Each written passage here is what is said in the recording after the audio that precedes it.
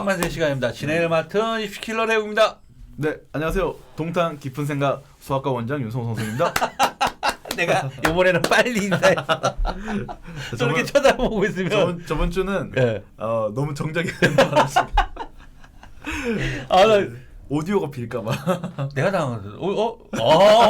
그래 재밌어. 그렇게 또 바꿔서 한번 이렇게 해보는 것도 재밌는 것 같아요. 네네. 예, 저희가 지금 이게 특별 방송입니다. 그 2022 개정교육 수학 과목에 대해서 계속 얘기를 하고 있는데 지난주는 이제 공통 일반 선택, 진로 선택의 이제 그 과목들의 배치에 대한 부분, 그다음에 수능의 선택을 일반 선택을 이렇게 세 개만 갈 것이냐 아니면은 미적분 2까지 어떻게 끌고 가실 거에 대해서 저희가 확정은 안 났지만 저희가 이제 뭐 어쨌든 내피셜로 뭐 저희가 좀 얘기를 해본 것 같고. 맞습니다. 네. 그다음에 이제 발표된 내용 중에서 이제 안에 내부 단원들에 대해서 또 혹시 변화가 있으면 어떤 변화가 있는지에서 그 부분은 이제 또 위원장님께서 디테일하게 또 얘기. 제가 좀 이제 준비해왔는데 이제 공통 수학 1, 2 이렇게 이제 진행이 됩니다.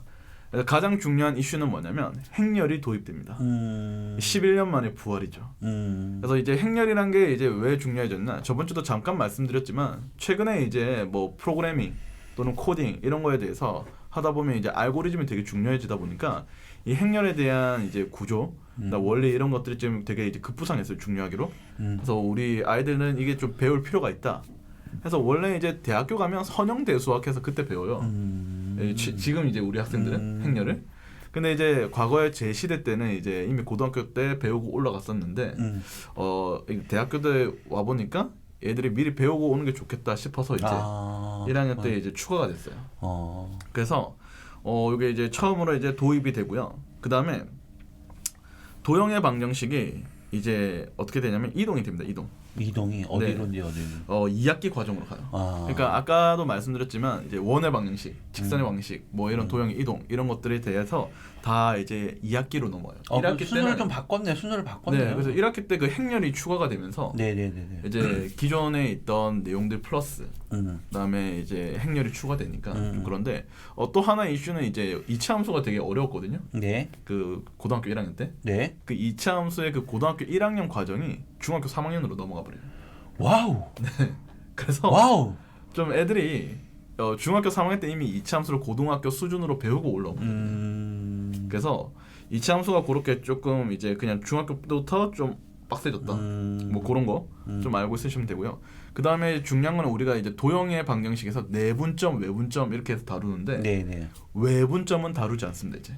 뭐 특별한 그런 이유가 외분 따로 이제 외분이라는 게 사실 잘 안 쓰여요. 실생활에서도 그렇고. 그 다음에 이제 외분을 배우는 이유가 나중에 우리가 뭐 내적을 하거나 외적을 할 때 좀 필요하거나 아니면 좌표평면상에서 이제 바깥쪽으로 외분은 내분 어떻게 할 거냐 이런 차이인데 사실 실제 문제나 또는 뭐 우리가 실생활 다루기엔 전혀 이제 이게 많이 필요가 없으니까 굳이 이걸 할 필요는 없다 해서 이제 내분점까지만 하자라고 이제 이야기가 되고요. 그 다음에 이제 경우의 수 파트가 원래 이제 뭐 순열 조합 이게 원래 2학기 과정이거든요. 그러니까 수학 하라고 해서 있었죠. 그게 이제 1학기 과정으로 이제 순서가 바뀝니다. 그래서 약간 기하 파트가 2학기로 가고 1학년 때는 뒤에 있었던 뭐 대수나 또는 경우의 수 이런 것들이 좀 앞으로 오는 그런 식의 이제 교육 개정이 이루어집니다. 그래서 어찌 보면은 1학년 수학이 1학기 때 좀 많이 빡빡했거든요. 도형의 방정식 때문에 아이들이 좀 많이 힘들었는데 오히려 2학기 때가 더 빡빡해지겠죠. 그 아까 뭐 2차 방정식? 2차 함수가 중3으로 간다는 거. 네, 이것도 중3으로 갑니다. 야, 이거 저 초등학교 6학년 이 학생들 같은 경우는 이게 또 발 빠른 엄마들 같은 경우는 수학도 막 그 선행 수업 많이 할고 막 선행학습 많이 할 텐데 요 교과 개정 내용을 좀 참고를 하셔서 선행 계획들을 짜셔야 될 것 같아요. 맞아. 그러니까 이제 우리가 그 중3 때는 2차 함수 맛만 보고 이제 올라가서 뭐 최대값이다, 최소값이다, 그래프기는 이런 걸 다 배웠는데 그 중3 때 이미 최대, 최소나 이런 것들 다 다루고 올라와요. 물론 고등학교 때도 한 번 더 하지만 그런 다루는 내용이 좀 더 깊어졌다. 상위 교과 과정이 하위로 지금 내려간다는 얘기는 그만큼 우리나라의 아이들 그 수준이 그러니까 굉장히 지금 똑똑해지고 있다는 얘기잖아요. 네, 맞습니다. 그러니까 이제 선행을 좀 많이 하는 기조가 보이니까 그냥 약간 이거 이 정도 배워도 되겠다. 네. 약간 이런 식으로 진짜 판단을 한 것 같아요. 받아내는 것도 뭐, 네, 맞습니다. 다 받아내는 것 같고. 그렇죠. 야, 대단한. 그러니 이렇게 교과 과정을 개정 안 할 수가 없네요. 맞습니다. 이런 네. 또 분위기라든지 분위기다 보니까. 사회적인 어떤 흐름이라든지 네, 맞아요. 여러 가지 네네. 이런 부분들. 야, 네. 그래도 교과 과정을 개정하는구나. 맞습니다. 그다음에요 또. 그다음에 이제 대수는 현 수원이랑 똑같습니다. 네네. 내용 변화가 전혀 없어요. 아 그래요? 네, 그래서 대수나 수원은 똑같은데 제목만 바뀌었네. 제목만. 그냥 제목만 바뀐 거죠. 뭐 지수로그 함수, 삼각 함수, 네. 그다음에 뭐 수열. 네, 그래서 네, 그냥 네. 대수는 그대로 가서 내용 변화는 없고요. 그다음에 이제 좀 중요한 게 이제 미적분 원이라고 해서 현 수투가 이제 네. 미적분 원이라고 원이 바뀌죠. 되군요. 예. 네. 근데 이제 미적분 원에 대한 내용이 좀 바뀝니다. 지금 예를 들어서 이게 제일 중요한 이슈였는데요. 네. 그 미적분 지금 현재 미적분이라는 과목에서 급수를 배웁니다. 급수를. 급수? 네. 그러면 그 급수를 배워야지만 뭐 넓이의 개념으로 해서 정적분의 정의를 할 수 있어요. 근데 과거에 그 정적분에 대한 넓이로서의 그런 정의를 하려고 하다 보니까 지금 현 상황입니다. 근데 이게 넓이로 정의하기에는 급수를 안 배웠기 때문에 그렇게 정의를 할 수가 없고 과거에 지금 현재 그 제가 배우던 시절, 네. 제가 배우던 시절에 그 미적분 2 시절에 네. 미적분의 기본 정리라고 있습니다. 그게 현재 미적분의 정의가 되어 있거든요. 교과서에는. 근데 이제 그거를 원래로 돌리자. 이거 대학 와서 애들이 너무 헷갈려한다. 아 그래요? 정적분의 정의를 똑바로 배우고 와야 되는데 네. 교육과정에서 안 배웠던 이유로 다르게 배우고 올라오니까 너무 불편하다 그거예요. 구분구적법을 모르는 거예요, 애들이. 그래서 야, 안 되겠다. 다시 정적분의 정의를 넓이를 분할해서 구하는 그런 넓이에 대한 적분에 대한 정의로 다시 바꾸자 해서 이제 정의가 원래대로 돌아가는 거죠. 원래대로? 네, 원래 이게 맞아요. 근데 실제 미적분학에서 다루고 있는 정의가 이게 맞는데 단순히 급수를 배우지 않았다는 이유로 이제 다르게 정의를 했다가 다시 돌리게 된 거죠. 그래서 그런 정의가 좀 바뀐 거 미적분원. 그 외에는 미적분원에서 뭐 다른 건 없고요. 대신에 이제 확률과 통계에서 또 뭐가 바뀌냐면 이것도 제가 배우던 시절에 표본 비율이라고 해서 모비율, 표본 비율 뭐 이런 게 있었어요. 네네네. 근데 이게 별로 도움이 안 되네. 빠졌거든요, 사실. 예. 그러다가 다시 이번에 들어옵니다. 왜 떠든 거야? 이거는 뭐 여러 이야기가 있지만 제가 보니까 확률과 통계가 너무 범위가 좁아요 지금. 어느 정도 이제 일반 선택 과목에 대한 밸런스를 좀 맞추려면 네. 어느 정도 진도가 좀 맞아야 되고 네. 책에 좀 내용이 좀 있어야 되는데 네. 뭐 없는 걸 더 넣을 수는 없잖아요. 네, 그렇죠. 그러다 보니까 기존에 있던 내용에 대해서 그냥 플러스 추가한 건데 뭐 그게 어렵냐 하면 그건 아니고요. 그 공식만 외워서 적용하는 그 정도 수준입니다, 사실. 그 다음에 이제 미적분 2 같은 경우는 현재 미적분 2 내용 변화가 없습니다. 전혀 없고요. 아까 말했던 정적분의 정의만 좀 변하는 수준이고요. 그다음에 기하가 좀 많이 바뀌었네요. 기하. 그래요? 네. 기하가 원래는 기하와 벡터였잖아요. 그렇죠. 원래가. 기하 벡터에서 제일 중요한 게 뭐였냐면 이 공간 벡터였거든요. 예. 지금은 평면 벡터만 배웁니다. 그렇지. 이게 1차원인 고구마 원래 공간 벡터 2차원 뭐 그 정도. 네, 그러니까 2차원에서의 벡터만 지금 다루거든요. 평면 벡터. 근데 이제 지금 얘를 공간 3차원으로 이제 벡터를 3차원으로 그렇죠.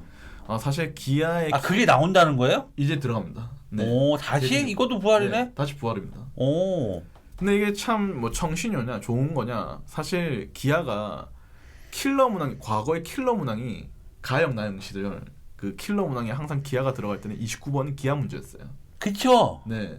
21, 29, 30이 킬러인데 네. 이과 학생들 기준으로는 29번이 항상 킬러였는데 그 문제는 늘 빠짐없이 벡터? 공간 벡터였어요. 공간 벡터. 그런 거 같아 저도 네. 내가 볼 때. 근데 이제 공간 벡터가 너무 난해하다 보니까 네. 이제 좀 이 내용을 아이들이 너무 이해하기가 어려울 것 같으니까 빼자 하고 공간 도형까지만 이제 현 기하 범인데 네. 공간 도형까지. 네, 맞습니다. 그래서 공간 도형에서 딱 어느 정도냐 그냥 뭐 그림자 뭐 정사형이라서 그런 거 구한 거나 뭐 예를 들어서 뭐 정육면체 뭐 정사면체 뭐 그런 특성들 그런 것만 다루는 문제들 이제 나오다가 이제는 공간 벡터가 부활하죠. 아마 좀 제 생각인데 어차피 공간 동형 배우는데 공간 벡터를 안 배우고 하기에는 좀 그렇다 해서 조금 그냥 넣는 것 같아요. 그냥. 아니야, 내가 일부에서 얘기한 것처럼 예. 이거 넣어서 킬러 문항 만들려고 하는 거야. 물론 뭐 그럴 수도 있죠. 킬러 문항 넣고 제가 볼 때는 네네. 제가 볼 때는 예전처럼 가역 나용으로 간다. 네. 내가 볼 때는. 그래서 이과는 킬러 문항 존재하게 만든다. 그리고 그거 그렇죠. 교과 과정에 다시 부활시키잖아요. 네네. 그러면 수리 논술. 네네.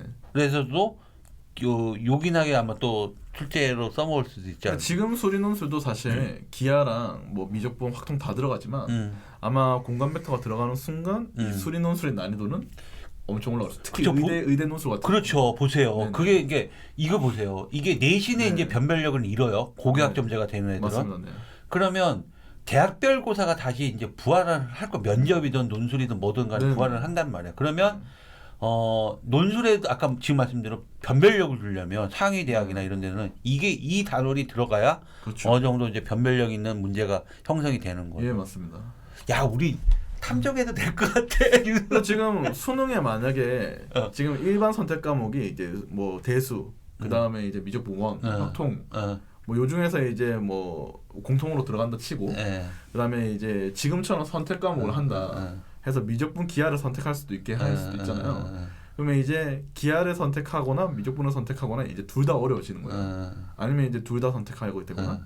여튼 지금 뭐 수능에 어떻게 내겠다라는 게 전혀 확정되진 않았지만 기존의 기하를 선택했던 학생들은 이제 달라지겠죠. 기하가 쉽다는 편견이 이제 없어지는 겁니다. 지금부터 이제 공간 벡터가 들어가는 순간부터 기하는 미적분보다 더 어려워질 수도 있어요. 그래서 말씀하신 대로 그 킬러 때문에 그럴 수도 있고요. 대학교별로 이제 변별을 하기 위한 장치일 수도 있고. 그래서 지금 이런 것들을 상충하고 있지만 어떻게 될지는 지금 전혀 뭐 확정된 게 없어서.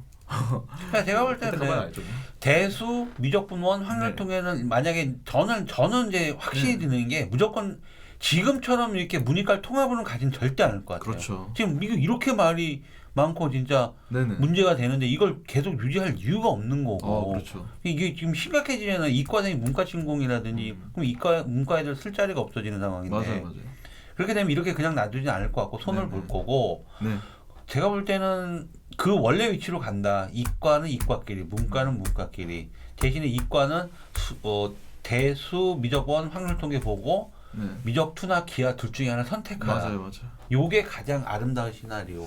그렇죠. 그렇게 해서 가형, 나형 딱 하면은 정말 아름다운 시나리오가 되는 거죠. 네, 요게 그러면서 변별력 있는 거고. 네, 지금 우리나라 인문학이 너무 죽어가고 있거든요, 사실. 네, 그렇죠. 네, 지금 너무 이과 학생들의 침공이 크고 얘들이 와서 인문학을 제대로 전공하고 공부하는 게 아니라 안에서 또 막 뭐 갈아타요, 막 전과를 한다거나. 원장님, 제가 원장님 모시기 전에 국어만세 찍고 있었거든요. 아, 그래요? 근데 내가 국어 선생님들한테 국어 선생님이 과목별 선생님 중에서 국어 선생님들이 제일 똑똑한 것 같아. 내가 왜 국어 선생님들 여러 가지를 다 다루잖아요. 그렇죠. 조금씩 해도. 근데 뭐랬는지 알아요? 그 선생님들이 그 다음 수학 원장님하고 찍을 때도 그 말씀 하실 거죠. 수학 선생님이 제일 똑똑하다고. 하는데 국어 선생님이 똑똑하죠. 그리고 이제 2015 개정교육 보니까 국어가 이제 시수가 훨씬 많이 늘어나더라고요. 보니까 22 개정. 네, 22 개정 보니까 국어가 엄청 늘어납니다. 아마 우리나라도 이제 우리나라 국어를 엄청 발전시키는 계기로 삼지 않을까. 아무튼 뭐 내용은 이제 여기 일반 선택까지, 그러니까 요즘 지금 이제 수능 영역까지 봤을 때 이제 안에 단원들이 이렇게 이제 바뀐 거. 예, 맞습니다. 같다. 좀 중3 2차 함수가 그 중3으로 간 것도 조금 새롭고, 그다음에 행렬 맞죠? 네네. 다시 들어온 거죠. 들어오고. 거고, 요거는 시대적인 어떤 배경. 11년 동안 잠적되어 있던 어딘가에 숨어 보이지 않았던. 그렇습니다. 그게 다른 건데 시대적으로 이제 소프트 반도체 AI 뭐 여러 가지 이런 부분들이 중요하시죠. 저게 되니까 다시 이제 필요성을 느끼는 부분. 그다음에 기하? 기하? 공간 벡터. 공간 여기에 이제 또 새로 추가가 된다는 거. 다시 또 기하가 살짝 멀어질 수 있다라는. 네, 맞습니다. 야, 아주 또 유용한 정보 우리 윤 원장님 다시 한번 감사드리고요. 자, 3부에서는 그러면 이렇게 바뀌는 내용들을 가지고 이제 학생들이 이제 내신도 보고 수능도 볼 거란 말이에요. 그러면 이제는 이제 진짜 학생들이 실전에서 이제 이걸 가지고 공부를 어떻게 해야 좋은 내신과 또 등급을 만들 수 있는지에 대한 그 대응 전략을 또 3부에서 뵙도록 하겠습니다. 네. 자, 2부는 세부의 내용을 우리 네. 윤성호 원장님이 되게 깔끔하게 잘 정리해 주셨습니다. 아유, 감사합니다. 네, 3부에서 찾아뵙도록 하겠습니다. 네. 수고하셨습니다. 네, 수고하셨습니다.